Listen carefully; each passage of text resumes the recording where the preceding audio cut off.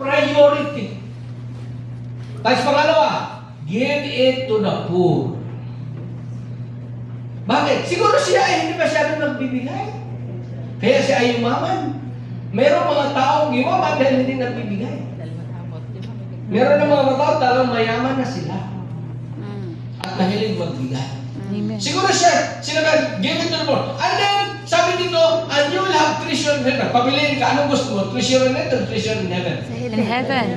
Mas gusto natin ang heaven. Yes. Pero alam mo ba kung anong langit sa akin? Ano? Yung makasama ka. Ah!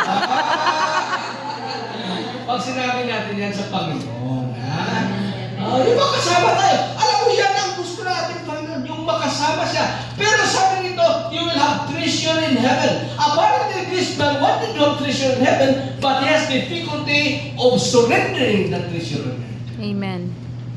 Tapos ang sabi niya, then you come and follow me. Ano kaya ibig sabihin ni Kristo? Ang ibig sabihin ni Kristo, bata pa naman, successful ka na. Gusto mo talaga makapunta sa kaharian ng langit?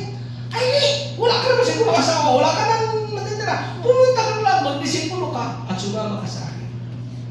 Pero ano daw ang sabi niya? Nalungkot siya. Bakit?